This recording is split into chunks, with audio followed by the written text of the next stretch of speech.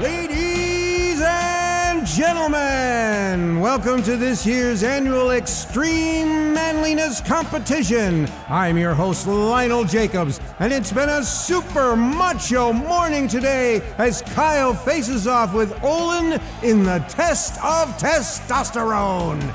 Are you ready for the next challenge, Olin? I was born ready. How about you? Bring it on! I will now spin the wheel of manly challenges. Round and round and round it goes, and it lands on... Arm wrestling! Oh yeah! You are so going down. All right, gentlemen, take your places at the table. You lefty or righty? Both. I see. The challenge will have 2 rounds. First round, right-handed. Second round, left. In case of a tie, fastest time wins. The competitors brace themselves. There's the countdown, and they're off! Kyle is straining, and Olin seems to be... Oh, no! Kyle swings back, and round 1 goes to Kyle! All right, you won this round, but watch this. I'm shaking in my boots. They switch arms. The countdown, and there they go. Amazing! In the left-handed round, Olin wins already. The time is good.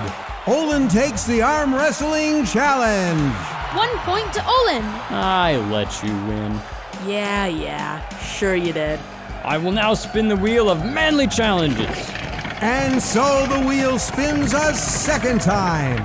Let's hope it's a good one. The next challenge is... belching. Okay, I got this. You got any soda? Yeah, bring out the root beer. This has a chance to get a little gross, folks, so I think I'm going to switch over to the first program of the morning. We will return right after this.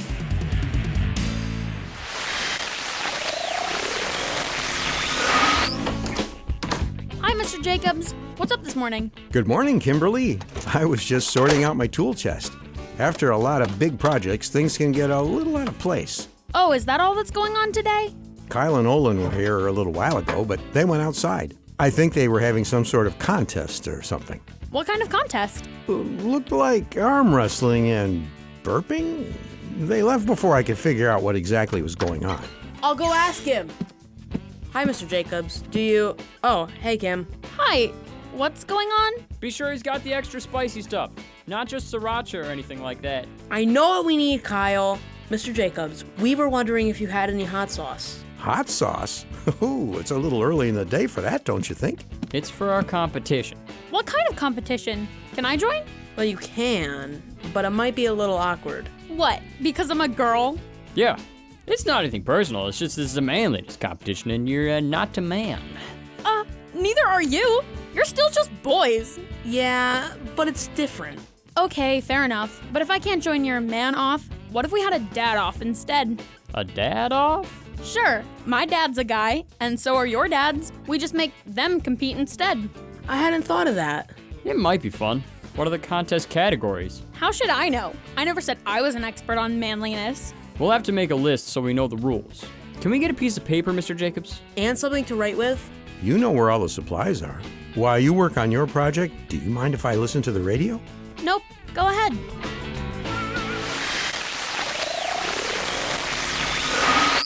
The Adventures of Super Dad. Disguised as a mild-mannered civilian with powers far beyond that of ordinary men.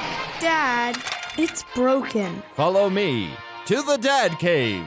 Whoa! How do you keep track of all this stuff? There's a place for everything, and everything is in its place. Practical answers, faster than a Google search. Has anyone seen my phone?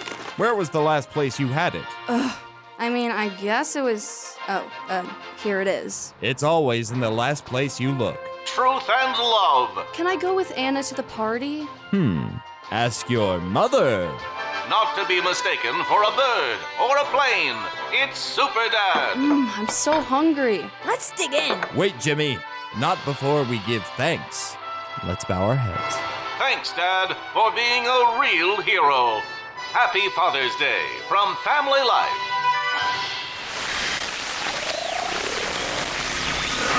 So, how's your list for the dad off coming, kids? Pretty good, Mr. Jacobs. Kyle, you want to read off the events? Sure. First off, it's the car repair challenge. Whoever can fix the car first wins. Ooh, pretty demanding start. Yeah, and we don't know where we're gonna get 3 broken down cars. They're out there. We just gotta look. May I continue? Go ahead. Next up, we've got a hamburger eating contest. First dad to finish 5 mega burgers wins. They're gonna have to buy the burgers though. We don't have any money. Olin, you're jumping ahead. Money count doesn't come until after the Battle Royale and pickup truck races.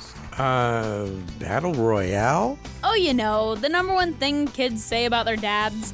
My dad can beat up your dad. Exactly. It had to be in our contest somewhere. I don't think I can encourage you to ask your fathers to get into fights. In fact, there are a few concerns I have for some of these competitions, especially because none of them have anything to do with being the picture of manhood. Really? I thought these were all pretty manly. Well, if by manly you mean things guys do to try to impress each other, I suppose. But the Bible has a different list of things that make a man a good man. But I like pickup trucks. Yeah, and what's wrong with being able to work on cars and make lots of money and eat burgers really fast? Nothing on its face, Kyle. But my point is, when it comes to what a real man looks like, God has different ideas than we do. Okay, so what does he say a real man looks like? Here's a Bible. Why don't we look it up, Kimberly? But aren't we going to read a drama script to explain what we're talking about? I mean, we can, but I don't know if I have one exactly on the topic.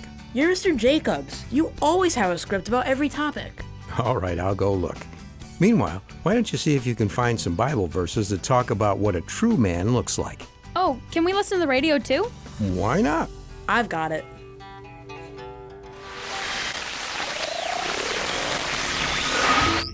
And now, from the garage of Lionel Jacobs comes the adventurous drama, The Homesteaders, an adapted biblical psalm about living for God.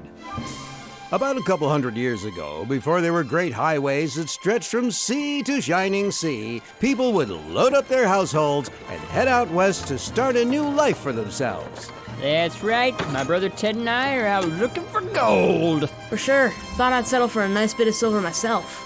But not all settlers were out looking to strike it rich. Some just wanted land to live off of, raising crops and livestock, and good, honest work.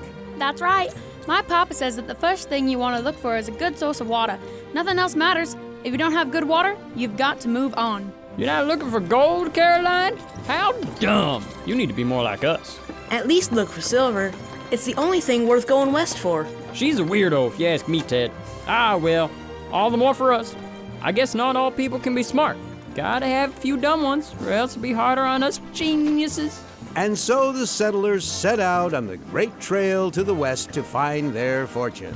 They went through all kinds of trials and tribulation. Our wheel is broken. Anyone else have a spare? I can give you mine in exchange for that barrel of pickles you got there. Would you like Epsom salts instead, Miss Caroline? You never know when dysentery might pop up. It's a deal. But their trip was well worth it. Soon they were in the Sacramento Valley, a lush place with plenty of land to call home. The two brothers immediately staked out their claims on the side of the Chaff Mountain. There's gold in them there hills. So there must be even more gold in the mountains. It's logic. Miss Caroline, on the other hand, took her time and looked for the perfect place to settle. After a few days, she found it. The locals call this place La Ley de Dios. It's got a fresh mountain stream, good soil, and plenty of tall, straight trees. Anyone would be happy to settle here.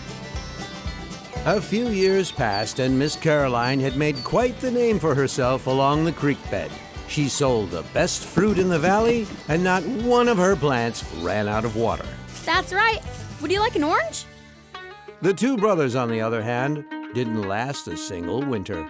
The stone cliffs didn't have a drop of water on them, and the plants that they tried to raise just blew away in the mountain wind. It's hard to find any riches when you don't have anything to eat or drink. That's for sure. The moral is that when it comes to living here on earth, the most important choice we can make is to follow God's commandments. When we love God with all of our hearts and love our fellow humans as much as we love ourselves, He promises that though bad times may come, we will be able to find His joy and His blessings.